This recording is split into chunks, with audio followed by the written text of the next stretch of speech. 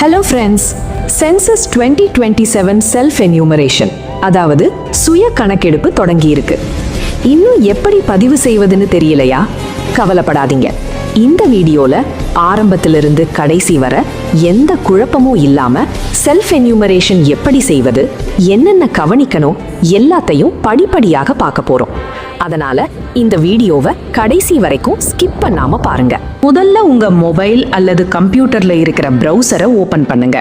அதுல self enumeration type பண்ணி search பண்ணுங்க. வர்ற முதல் அஃபீஷியல் வெப்சைட்டை ஓபன் பண்ணுங்க. அதுக்கப்புறம் உங்க ஸ்டேட்டா தமிழ்நாடுவை தேர்வு பண்ணுங்க.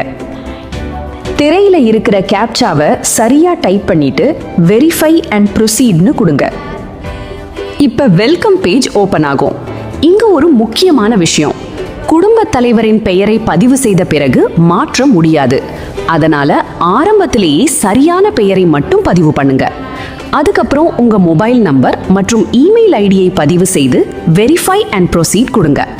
உங்க மொபைலுக்கு வரும் 6 இலக்க ஓடிபியை பதிவு பண்ணி வெரிஃபை ஓடிபி கொடுத்ததும் அடுத்த பக்கத்துக்கு போயிடுவீங்க. அடுத்த ஸ்டெப் ரொம்ப முக்கியமானது.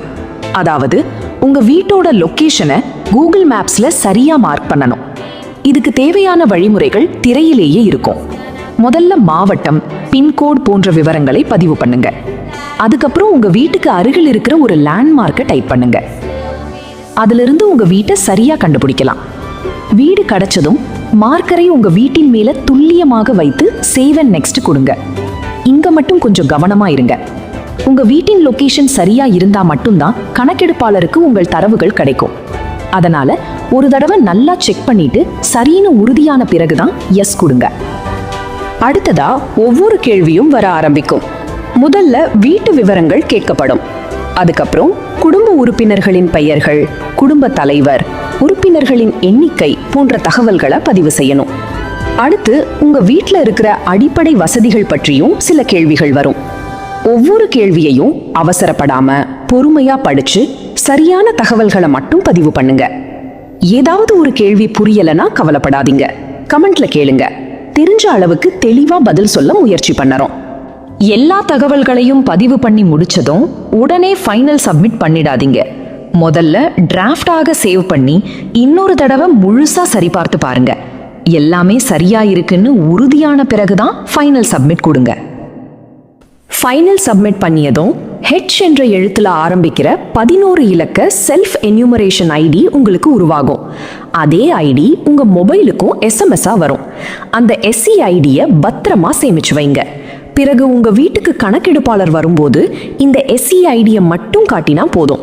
அவர் நீங்க பதிவு பண்ணிய தகவல்களை மீண்டும் ஒரு முறை சரிபார்த்து எல்லாம் சரியா இருக்குன்னு உறுதி செய்த பிறகுதான் ஃபைனல் சப்மிட் பண்ணுவார்.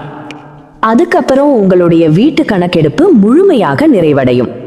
நீங்க வேலைக்கு போறவரா இருந்தா கணக்கெடுப்பாளர் வர்ற நேரத்துல வீட்டுல இருக்க முடியாத சூழ்நிலை இருந்தா இந்த எஸ்சி ஐடியை வீட்டுல இருக்கிற பெரியவர்களிடம் கொடுத்து விட்டு போங்க.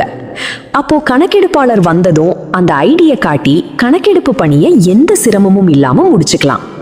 இந்த வீடியோவை உங்க ஃப்ரெண்ட்ஸ் அண்ட் ஃபேமிலிக்கு மறக்காம ஷேர் பண்ணுங்க. நன்றி.